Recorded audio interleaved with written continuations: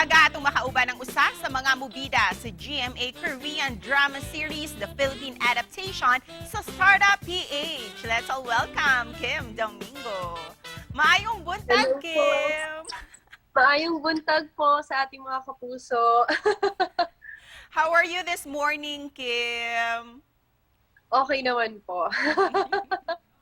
Kim, we missed you so much sa mga regional events and we can't help but notice na napaka-blooming mo this morning. Ano ba yung secret mo?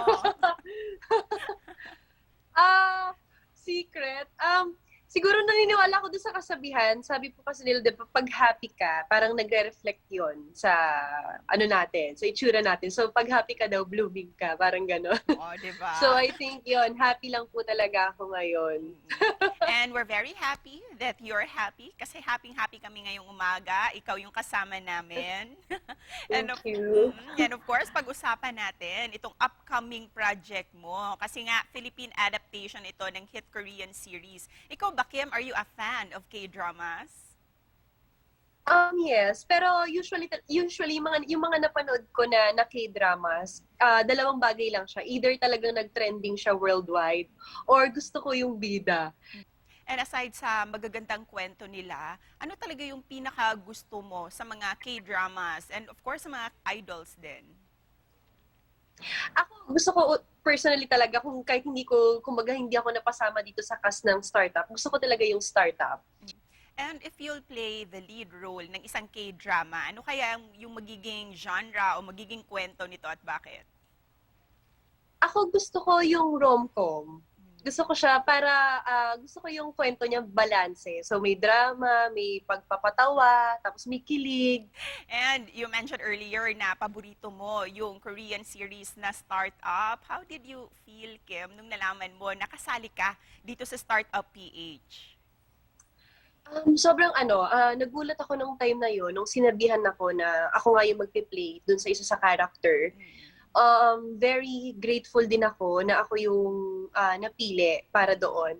And syempre, alam naman natin na tambalang Bea and Alden ito. So ito yung magiging first teleserye ni Bea with GMA. Tapos syempre kasama pa si Alden and maraming talagang power cast dito sa startup. So very excited talaga ako and very grateful talaga ako. Power cast nga talaga. At isa ka na doon. Kaya naman, what can you share to us about your role dito sa Startup PH? At paano mo to pinaghandaan, Kim? So yung character ko dito, isa akong lawyer at the same time, designer ako. So sila Bea ang aking magiging kagrupo. So yung character ko, medyo hindi siya maganda sa umpisa kasi medyo may pagkamaldita ako dito. So kaiinisan din ako dito ng mga tao. So, pero later on naman, matututunan ko na pakisamahan yung mga kasamahan ko. And we're very excited to see you bilang si Stephanie dito sa Startup PH. Kaya naman, Thank you Kim, po. bakit sa tingin mo, Kim, ay magiging #1 series ang Startup PH dito sa Pilipinas?